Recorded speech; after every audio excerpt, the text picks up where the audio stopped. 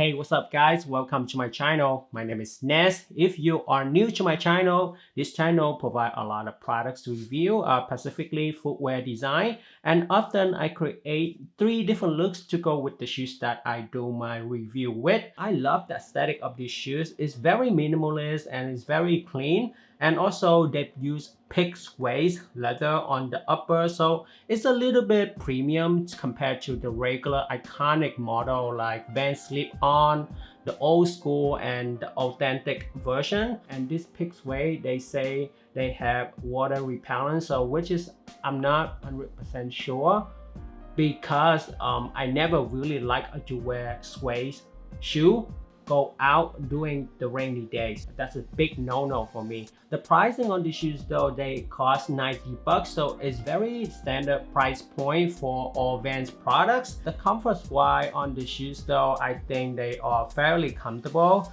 for first wear, but over time I think the foam in the sock liner they're gonna worn out unless you actually buy a new pair of sock liner to insert into the shoes. But to me though, the shoes is not that expensive, so why would I pay like 20 bucks for a new sock liner? This model, they release multiple colorways, the khaki colorways, the black colorways, burgundy color, my favorite color, which is the dark green color, but they run out my size. The smallest size that they have on this model is size 6.5, so it's not really my true size because I wear size 6. And let's get a closer up into the design of the shoes. They have U-throat construction, the I-stay saturated detail with the T-shaped toe, and at the collar you can see they have the padded stitching and also the padding in the back. They have the PU leather mustache, and on the insole though, they are not removable. And go to the heel counter and the top line of the lining, they use a PU material, and in the heel they have the piece of the patterned heel cup. This internal heel counter though, they not really a good one because they are very tiny. They don't actually cover your entire heel, so I think they should extend the heel counter all the way farther in the middle of the shoe, you know, closer to the middle of the shoes, which is that is the right internal heel counter. I understand why, because the pricing on the shoes is only 90 bucks, so I can't really complain that much. The only reason that is kind of bother me when I keep reviewing Vans products, because they have so many branding. I don't know why. They have the V line, the jazzy line strip on the side, and now they have like people call it like it's upside down Vans, which is cute, you know, it's go really good with this model. But the problem is it's just so many branding, so it feels like the brand don't really know what they actually direction they're going. You know, either you go with the traditional Vans tag woven label, or you go with the V shape logo, or you go with the jazzy lines. I don't know which one you want.